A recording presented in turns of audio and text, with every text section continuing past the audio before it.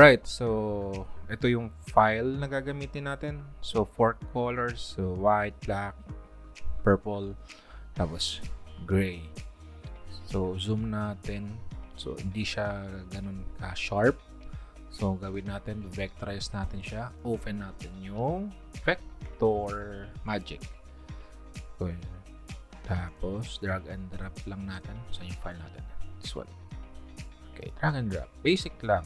Next, of course, artwork, blended image, recommended. Next, high para sharp. Next, custom colors.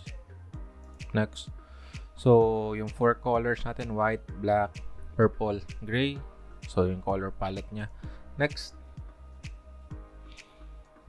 so wait lang natin matapos. Ini-smooth niya lang. Okay.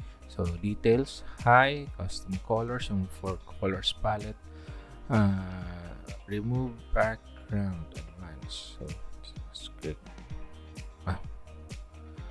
Okay, next. So, AI file natin siya gagamitin.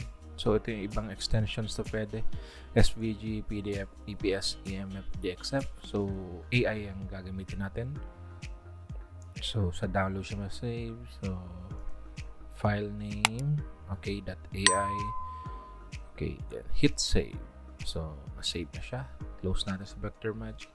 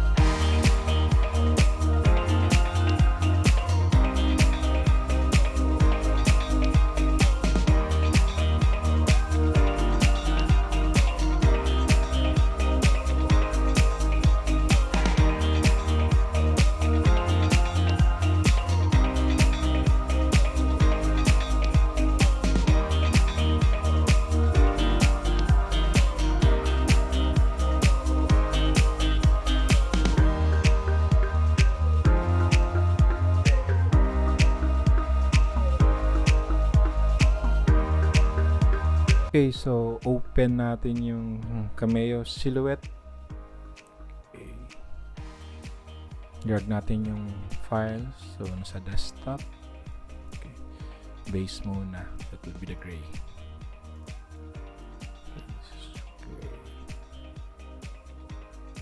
So, based on our design, our sticker size would be 1, 2, 3, 4, 5, 6, 7. So meaning 7 by 7. So on this side another inch para dun sa guide. So 8 by 7 siya. Okay, next is black.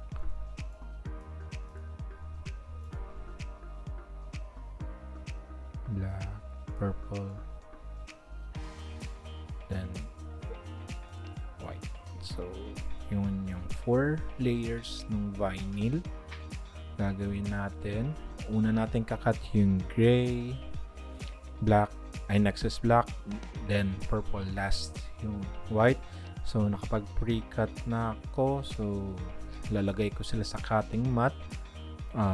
Wala nang dikit yung cutting mat ko, so didikit sila gamit yung tape. Then salang natin sa cameo, then balik tayo later.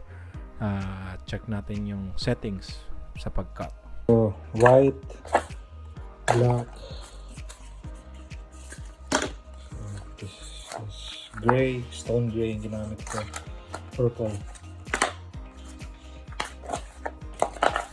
Cut na ako, so lalagay natin sa cutting mat, then salang natin sa cameo.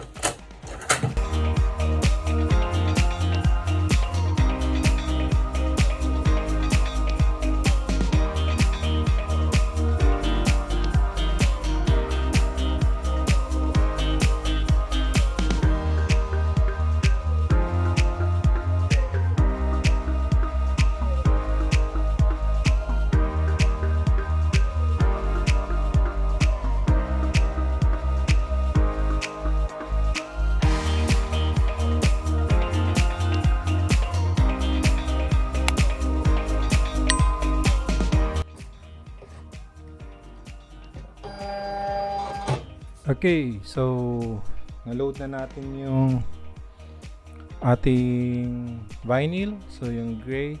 So punta tayo sa settings. So ang usual na settings ko pag nagka-cut is blade 2, force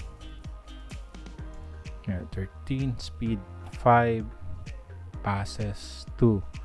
So yan yung settings ko. So yung apat na layer, yan lang yun din yung settings. Again, it's blade 2, force 13, speed 5, passes 2. Okay, so let's hit send.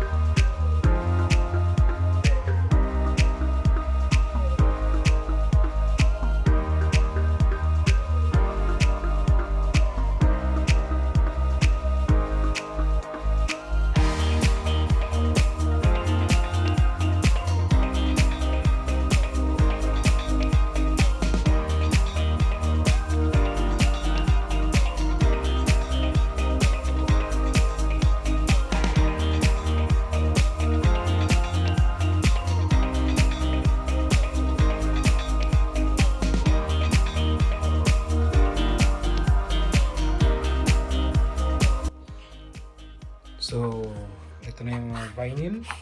So, ipil na natin sila isa-isa. Then, ilalatag natin.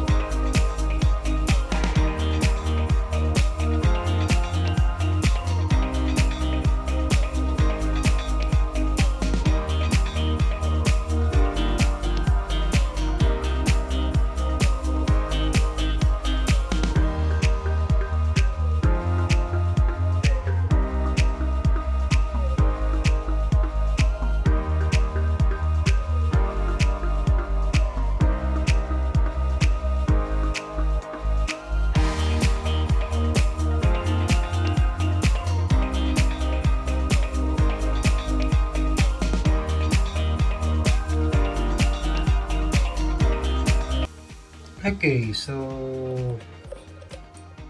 ito na po yung ating finished product. So 4 layers ng vinyl. So base natin yung gray, tapos meron tayong purple, white, and black. So nagamitan lang natin siya ng guide. So square lang yung guide natin. So dyan natin nilalapat, tinatansya natin kung ano. Medyo nagkakaroon kasi ng off minsan dahil din yun dun sa cutter. Hindi pantay yung ano ng cutter. Okay naman. So yun yung ating technique para maglatag ng 4 layers ng vinyl. Okay, so sana may natutunan tayo sa ating video. Kung bago na kayo sa ating channel, paki-hit na yung subscribe button at paki-like yung video. Simpleng pag-subscribe, pag-like, pag-share ninyo ng video, malaking tulong na yun sa ating small channel. Alright, so stay safe po lagi. See you next time.